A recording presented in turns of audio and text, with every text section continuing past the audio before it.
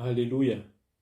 Miarabantsika rehetra amin'ny anaran'i Jesosy Kristy Tompo ry havana dia ampitomboana amintsika mandrakariva ny fahasoavana sy ny fiadanana avy amin'Andriamanitra iray, Jesosy Kristy ary ny firaisantsika amin'ny faranay masina. Misaotra ny Tompo mandrakarivantsika amin'izao fotoana izao ahafahantsika mifampizara, mifampahery.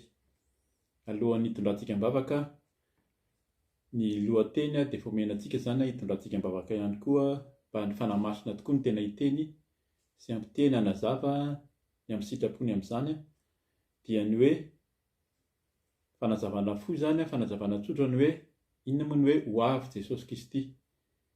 Ho avy Jesosy Kristy na ny amin'ny fiavian'i Jesosy Kristy na ny amin'ny fanantenana ananan'ny kristianina, ananan'ny olona araka ny sitrapon'Andriamanitra eo am-piandrasana ary manantena izany fiverenan'i Jesosy Kristy izany.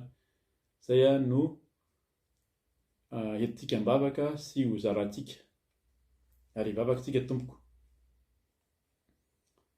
Ry Andriamanitra iray, ry Jesosy Kristy Tompo, fanahy masina, misaotra anao mandrakariva ny amin'ny fiasanao, ny famindrapo, ny famelan-keloka izay ataonao aminao isan'andro, satria raha velonay izay raha matanjaka amin'izao maraim-baovao izao ny amin'ny andro vaovao dia noho ny famindraponao, noho ny famelan-keloka ataonao aminao isan'andro, ary fonanay aminao mandrakariva ny tsy fahatanterahana sy ny tsy fahamendrehana rehetra na amin'ny fijery, na amin'ny fiteny, na amin'ny atao rehetra.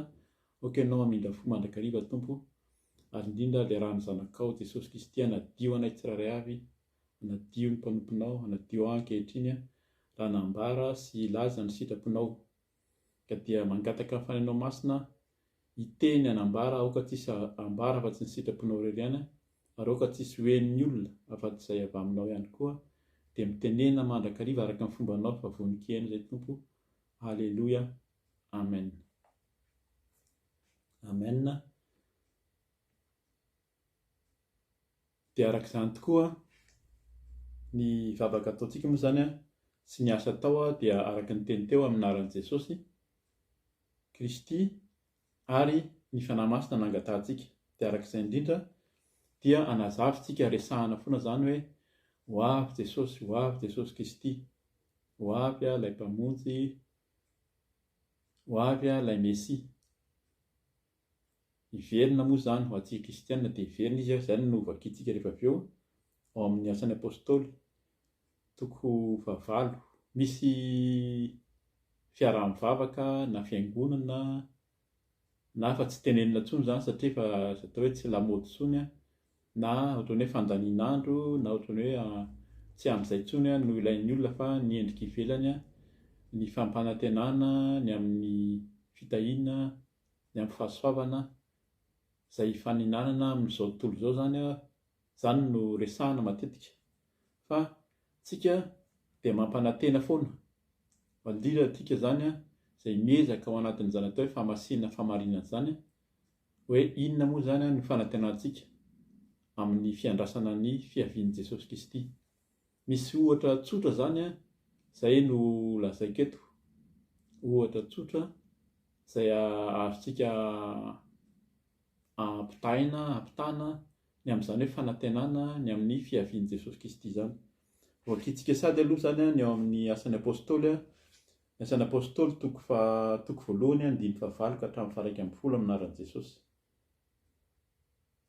Fa azo hery ianareo amin'ny ahatongavan'ny fanahy masina aminareo ka ho vavolombeloko any Jerosalema sy manerana any Jodia sy Samaria ary hatrany amin'ny faran'ny tany. Rehefa nilaza izany Jesosy dia niakarina, raha mbola nijery izy ireo nisy rahona nitondra azy ka tsy hitany masony intsony izy, ary raha mbola nandinika ny lanitra izy ireo tamin'ny nandehanan'i Jesosy dia indreo nisy roalahy tonga teo anilany ny akanjo fotsy ary niteny hoe, ry lehilahy Galiliana, nahoana no mijanona eto mijery ny lanitra ianareo? Iny Jesosy izay nampiakarina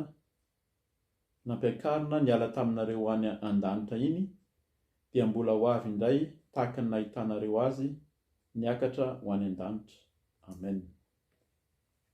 Zany zany dia ny mpianatra izay nahitan'i Jesosy nakarina ary nitenenan'ny anjely zany nitenenan'ireto olona hoe ny akanjo fotsy reto hoe mbola ho avy iny Jesosy nakarina iny dia izany ny fanantenana izay nananan'ny mpianatra ary tena nahatonga an'izareo tsy kivy ary niverina nanana fanantenana indray zany satria efa nitenenany koa Jesosy rehefa niteneniny teo azo hery ianareo amin'ny ahatongavan'ny fanahy masina dia nanantena ny fanahy masina izy ho avy ary hitantsika raha vakiantsika ny toy ny ao amin'ny asan'ny apôstôly eo dia tonga tokoa ny fanahy masina rehefa niaona zareo rehefa nanana fanantenana rehefa tena nijoro indray zany ry Petera sy ireo apôstôly ka dia tsy nisalasala izy nanana fanantenana dia izay indrindra zany no ohatra ho raisintsika fanampiny ahafahana manazava zany hoe ho avy Jesosy Kristy zany.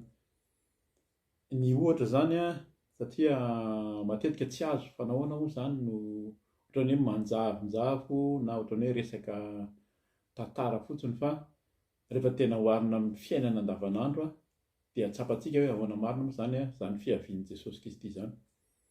Oharina amin'ny olona anankiray na groupe moa zany na atao hoe olona maromaro izay mandalo fotoan-tsarotra. Betsaka ny fandalovana fotoana sarotra hitantsika ny amin'ireo hoe mpitrandraka saribao, mpitrandraka any anaty tany izay lasa tampotampoka teo dia nirotsaka ny tany dia midy ny fivoahana ary misaraka tanteraka ny amin'ny aty ambonin'ny tany zany. Ohatra anankiray koa ny mpitondra roaplanina izay mety ho amin'ny faratrian'ny toetrandro sy ny zavatra miseho dia tena mandalo fotoan-tsarotra ary mila mahafantatra hoe aiza moa zany na tena hoe misy koa sasa moa zany mianjera anaty ala, any anaty rano dia mila mahafantatra, mila fantarina zany hoe aiza misy any na hoe mila fantatry ny olona aiza ianao zao. Ny ohatra anankiray izay aty amin'ny faritra Eoropeanina indrindra ohatra any amin'ny faritra mangatsiaka any Canada ohatrany malaza fa tena mangatsiaka feno la neige fantatra zany le olona fa hoe andeha olona ray na fianakaviana na olona maromaro na azo mission dia nandeha ary sendra latsaka tokoa ny la neige dia mety ho tafahitsika daholo ny zavatra rehetra ny amin'ny latsaky ny 70 degré any ny température ny maripana ary rehefa latsaky ny atao moins 40 zany dia mety midy daholo ny rehetrarehetra manomboka ho sarotra ny fifandraisana na ny ataoko hoe indrindrandrindra zany eo zany tena tiana ambara eto matetika reny olona manao mission na ny olona nirahana dia manana radio na ny fiara misy azy zany misy radio misy zavatra azo ifandraisana aminy misy ahafahana manao connexion aminy. Efa azavaina sady zay fa rehefa manana an'ilay connexion mety mity izy satria mangatsiaka mety hoe tsy hita intsony izy mavy ny orana na any anaty alabe any sarotra ny fifandraisana nefa miezaka le olona ohatra le fianakaviana na le olona izay very ao anatin'ny fahasaranana mitady hevitra ahoana ny ahafahako ifandray amin'ny olona any ivelany. Ohatrantsika ny Madagasikara hita matetika zany ny amin'ny fahatapahan-jiro rehefa any ambanivohitra hoe aiza no ahitana connexion amin'ny telefôna dia miakatra eny amin'ny tendrombohitra mitady hevitra ary rehefa mahazo connexion na mahazo an'ilay fifandraisana dia mahazo valiny ohatra nahazo valiny le olona zany hoe hitanay ny misy anao io ozy ny olona zany aty amin'ny nandray ny radio hitanay ny misy anao ka aza mihetsika intsony fa andraso fa ho avy ny famonjena. Midika zany fa manomboka aminay enony ny fahinonana an'le fampanantenana fa ho avy ny famonjena mety ora ray mety andro ray mety herinandro mety andro maromaro fa miova le fanantenana ary mety tonga dia manana fifaliana le olona eo zany no tena tiana ambara eto hoe le ho avy Jesosy Kristy inona ny fanantenan'ny kristianina dia ilay fampanantenana fa na eno ilay famonjena na eny ilay olona any amin'ny faritra lavitra any hoe ho avy izay andefa iraka na ho avy mihitsy hamonjy anao amin'ny toerana misy anao fa hitanay ny misy anao io. Zay zany ny tena fanazavana tsotra. Zay mahatonga an'ilay fanazavana tsotra sady fohy hoe voalohany indrindra aloha zany inona moa zany lesona azontsika raisina amin'izany, mila manana an'ilay radio, mila manana an'ilay connexion zany aloha. Dikan'izay efa nandray an Jesosy, indrindra antsika izay mandray an Jesosy, raha mbola tsy nandray an Jesosy Kristy ianao amin'izany hoe fiavian Jesosy zany, fanantenana zany, dia mety tsy trapanao zany fa rehefa mandray an Tompo dia manana an'izany fanantenana zany mihitsy. Ety amin'izao tontolo izao izy no ahitanareo fahoriana fa tsaroa fa za fa nandresy izao tontolo izao, Jesosy no tena zany rehetrarehetra zany, dia na ao anatin'ny fahoriana, ao anatin'ny mienjika, satria ao anatin'ny fiomanantsika zany zao ety amin'izao tontolo izao betsaka ny zavatra miseho, indrindra ny fananana ny devoly koa tsy kely lalina. Ary izay koa ampatsahivina kely, raha ny fahavalo no mety maheno ilay contact radio zany na connexion, mety andefa iraka izy hamono ary hita zany amin'ny ady azo arina akaiky mihitsy zany amin'izao fotoana izao za miteny izao dia ny ady any Ukraine sy any Russie. Rehefa mandefa ny radio dia atao mihitsy izay tsy ahazahoan'ny fahavalo ny connexion-nao fa ho avy izy andariko abombanao. Dia takizay koa tsika mila mitandrina zany hoe maninona no na dia misy ary ny connexion dia mila mitandrina. Ilay fitandremana dia miaina amin'ny fahamasinana, miaina amin'ny fahamarinana, ary tsy maintsy manana connexion koa. Dikan'ilay connexion dia nandray an Jesosy Kristy ho tompo sy mpamonjy. Raha tsy nandray anazy ianao ka hiantso vonjy dia aza gaga, mety gaga ianao hoe marina hoe ny tompo zany misy ny famindram-po, fa ny olona izay ao aminy, ary indrindra ny hoe nahazo iraka. Tsika zany rehefa nahazo iraka mandalo fotoan-tsarotra, nahazo ny mission araka ny antson'ny tompo antsika hitory ny fahamarinana, ny fahamasinana, ary na misy ny fandaroana amin'ny fotoan-tsarotra, dia aza matahotra fa rehefa tena miaraka amin'ny tompo manana an'ilay fanomeny an'ilay connexion. Inona ilay connexion teo iny dia nivakitsika teo fanahy masina aminaran'i Jesosy amin'ny 9:20 teo hoe fa azo hery ianareo amin'ny ahatongavan'ny fanahy masina aminareo ka ho vavolombeloko any Jerosalema sy manerana ny Jodia sy Samaria ary hatramin'ny faran'ny tany. Io zany ilay connexion anankiray ankoatra ny fahamasinana.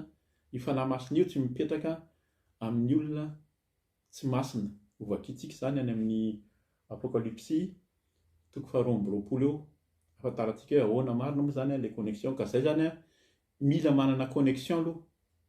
Dikan'ilay connexion dia nandray an Jesosy tompo sy mpamonjy, efa kristianina ary vita batisa ihany koa, dia manana ilay connexion ilay fanahy masina. Zay ilay hoe mangataka amin'ny fanahy masina ho feno fanahy masina mandrakariva. Fa raha tsy manana an'io dia tahaka an'ilay Virginy fois 5 adala, rehefa lany ny fanahy masina, tonga ny mpampakatra, ho avy Jesosy, dia tsy tafiditra fa nidy ny varavarana satria tsy nanana ilay solika. Fitaiza hoy sisa zany ny filazantsika ao amin'ny Baiboly Malagasy. Vakitsika sady ny ao amin'ny Apocalypse zany 12:20. Vakitsika tsikelikely izy dia hoentsika amin'ny anazavantsika ny tenin'Andriamanitra zany.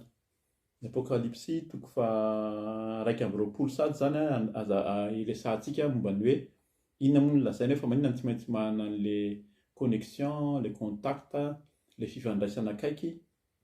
Dia ao amin'ny Apocalypse 12:20 eo 7:20 vakina aminaran'i Jesosy hoe ary tsy mba hiditra ao mihitsy izay tsy masina, na izay manao vetaveta, na izay mandainga, fa izay voasoratra ao amin'ny bokin'ny fiainana izay ny zanak'ondry ihany. Fa izay voasoratra ao anatin'ny bokin'ny fiainana izay any zanak'ondry ihany. Zay zany izy le connexion zany na le fifandraisana izay voasoratra ihany ozy izy. Zany efa manana fifandraisana mialoha ianao zany koa. Zay ilay nahazo iraka dia fantatry ny olona ianao tsy ty rahanina, nakaiza izy teo, nakaiza ny toerana nisy azy teo, na ianao koa zany mety hoe tsy nisy filazana mialoha fa fantatra ianao fa hiraka natsoina hiraka dia efa manana an'ilay fifandraisana radio io zany no tiako tenenina amin'izao telefônina moa zany no tena be dia be koa amin'izao fotoana izao dia efa miandry ny olona hoe nakaiza ary mora amin'ny olona ny ahita ny toerana misy anao satria efa misy fifandraisana ianao ary izay no mampatahotra eto hoe ary tsy mba hiditra ao mihitsy izay tsy masina. Io zany rehefa resahana ilay fahamasinana dia miteny foana ianareo dia efa mafy loatra ny filazanareo azy fa izany no tenin'ny tompo eto hoe ho avy Jesosy hiditra ao amin'ilay fanjakan'ny lanitra, hiditra any amin'ny lanitra, izay no tena tanjontsika foana kristianina. Fa izany no teny eto ary tsy mba hiditra ao mihitsy izay tsy masina. Mafy izany teny izany nefa mila zany tsika miezaka amin'izay fahamasinana izay ny fahamasinana efa ampianarina mampirisika antsika mandrakariva mihaino ny vidéo zany ny amin'ny hoe ho avy Jesosy dia ny fahamasinana anatiny, fahamasinana ivelany. Eto moa zany dia nisoratan'ny tohizany teo ambany teo izay manao vetaveta izay mandainga fa izay voasoratra ao anatin'ny bokin'ny fiainana izay any zanak'ondry ihany. Ilay hoe misy efa voasoratra any ianao zany efa any amin'ilay voasoratra mialoha, izay koa mety hoe mety mora ilay ahafahana mahazo an'ilay contact, ilay connexion fifandraisana rehefa misy ny fahasairanana, misy ny loza. Toy izantsika ny ao amin'ny andininy faharoa ny apokalipsy 2:27 sary zany mivaky toy izao. Raisiko amin'ny andininy fahaenina amin'izay ho hitantsika ihany koa aminaran'i Jesosy hoe ary hoy izy tamiko matoky sady marina ireo tenin'ireo ny tompo Andriamanitry ny fanahin'ny mpaminany no naniraka ny anjeliny aneo amin'ny mpanompony izay zavatra tsy maintsy ho tonga aingana. Izay aloha ohatran'ny tamin'ny andron'ny apôstôly zany tamin'ny asan'ny apôstôly taria dia ilay mpanompony Andriamanitra hozy izy no naniraka ny anjeliny aneo amin'ny mpanompony. Misy olona nanao akanjo fotsy izay miteny hoe iny ilay Jesosy nakarina iny dia mbola hiverina tahaka nahitanareo azy. Izay nahatonga an'ilay fanantenana ananan'ny mpianatra. 17 ary indro avy aingana aho sambatra izay mitandrina ny tenin'ny faminaniana amin'ity boky ity. Izay zany misy teny faminaniana, iny moa zany ilay teny maro fampianarana nataon'i Jesosy, anisan'ny tena fampianarana nataon'i Jesosy izay tsara fantarina foana moa zany betsaka ny ohatra fanoharana parabole amin'ny teny frantsay azafady fanoharana fatsotrano kely fanoharana nataon'i Jesosy ary indrindra ny fampianarana tena mazava dia nomeny Jesosy tao amin'ny tendrombohitra amin'ny apokalipsy Matthieu 5 ny amin'ny hoe fahasambarana izay ananan'ny olona manana ny fitondran-tena miendrika sy ny fanantenana zany tsara vakiana foana eo amin'io apokalipsy azafady Matthieu 5 sy ny 9. Izay sambatra ozy izay mitandrina ny tenin'ny faminaniana amin'ity boky ity. Izay zany mila mitandrina rehefa ny rahana ihany koa mba ahafahantsika manana an'ilay fifandraisana aingana sy akaiky zany ahafahantsika manana an'ilay fanantenana. Toy izantsika ny apokalipsy tonga dia raisitsika amin'ny andininy 12 ka hatramin'ny 14 aminaran'i Jesosy hoe indro avy aingana aho ary entiko miaraka amiko ny valisoa avy amiko. Mbola mitohy foana ilay izy misy zavatra efa homanin'ny tompo ihany koa amin'ilay fiaviany mba hamaliko ny olona rehetra araka ny asany avy. Eo zany ny asa koa raha ny rahana raha mandeha araka ny iraka araka ny sitrapon'Andriamanitra araka ilay iraka nataon'ilay tompon'andraikitra ianao ka misy zavatra manjoanao dia faly izy ary aingana izy amin'ny famonjena. Fa raha mandeha tsy araka ny sitrapony ary indrindra raha tena sendra ny fahavalo araka ny resantsika teo mahazo ny fifandraisana avy aminao dia mety loza ary ny tonga amintsika. Ka izay ny mila tandremantsika fa ny tompo eto dia miteny mihitsy hoe samy handray mba hamaliko ny olona rehetra araka ny asany avy. Samy handray valisoa ozy izy avy aminy araka ny asany avy zany ny olona. 19 aminaran'i Jesosy izao no alfa sy omega ny voalohany sy ny farany, ny fiandohana sy ny fiafarana. Io ilay Jesosy Kristy io ilay Andriamanitra izay hiverina, izy ihany ilay taloha izay mahatonga anazy hoe hiverina, ary izy ihany ilay farany izay handray antsika. 14. Sambatra izay manasa ny akanjony mba hananany fahefana amin'ny hazonaina sy hidirany amin'ny vavahady ao an-tanàna. Izay zany mila an'ilay fahadiovana izay masina ihany ho sisiny David teo sambatra. Izay ilay any amin'ny famitinana an'ilay sambatra misy valo ny teny nambaran'i Jesosy ny amin'ny fahasambarana. Sambatra malemy fanahy, sambatra izay tsy vakiako moa zany izy satria maromaro mba tsy halava ny teny, fa nisy anankivalo ny fahasambarana izay notonon'ny Tompo ny amin'ny hoe amin'ny fanarahana azy sy ny fanantenana ny amin'ny fiainana mandrakizay. Dia eto ny teneniny mihitsy zany hoe 17 sambatra izay manasa ny akanjony mba hananany fahefana amin'ny hazonaina sy hidirany amin'ny vavahady ao an-tanàna. Famehezana an'ilay sambatra valo izay ao amin'ny Matteo 5 zany, mila mamaky zany tsika afantarantsika inona moa zany ilay fahasambarana izay nitonona tamin'izany. Fa eto dia ny manasa ny akanjony, mandeha araka ny fahamasinana, mandeha araka ny fahamarinan'Andriamanitra, madio dia ary madio amin'ny ran'i Jesosy zany dia ahazo ilay hazonaina ny fiainana mandrakizay zany teneniny zany. Vakiako sady ny 14. Eto moa zany dinganiko 15 efa vakiana matetika izy ity, fa vakiako ihany angambany patsahivana antsika fa inona ilay tsy tafiditra fa any ivelany ny alika hozy izy. Efa nisy fanazavana an'izay tamin'ny faran'ny vidéo teo, averin'ny Tompo hoe ity teny ity tatoato fa tiany mafisina mihitsy. Ny olona manao tsinitsinina ny ten'Andriamanitra, ny olona ratsy fitondran-tena, zany ny atao hoe alika, ny mpanao ody ratsy, ny mpijangajanga, ny mpamono olona, ny mpanompo sampy, ary izay rehetra tia lainga sady mandainga. 19. Izao Jesosy no naniraka ny anjeliko hanambara aminareo ireo zavatra ireo ho an'ny fiangonana. Izao no solofo sy taranaki Davida, ny kintana mamirapiratra fitarikandro. Zafady eto zany dia mamerina kely amin'ilay teny teo. Inona ny teneniny 19. Izao Jesosy no naniraka ny anjeliko hanambara aminareo ireo zavatra ireo ho an'ny fiangonana. Jesosy no naniraka ny anjeliny ny teny. Rehefa niakatra izy dia naniraka ny anjeliny izy ny akanjo fotsy hoe tahaka ny nahitanao azy niakatra teo iny no hiverenany. Zany zany ilay fanantenantsika amin'ny atao hoe fiverenan'i Jesosy Kristy, hoe ho avy Jesosy Kristy, inona ny tena hoe fanantenan'ny kristianina izay tena mitady azo marina mandeha araka ny fahamasinana sy ny fahamarinana, na dia mandalo fotoan-tsarotra ary. Fa rehefa miaraka amin'ny Tompontsika manana ilay fanahy masina dia misy ilay fifandraisana akaiky, misy ilay connexion, misy ilay contact, fa ho avy izy andefa ny famonjena, izy mihitsy no avy handray antsika tsiraray avy eny amin'ny rahona lanitra, araka ny teny koa any amin'ny Matteo 7:20-15 manazava an'izany ny amin'ny hoe fiavian'i Jesosy. Dia 17 aminaran'i Jesosy. Ny fanahy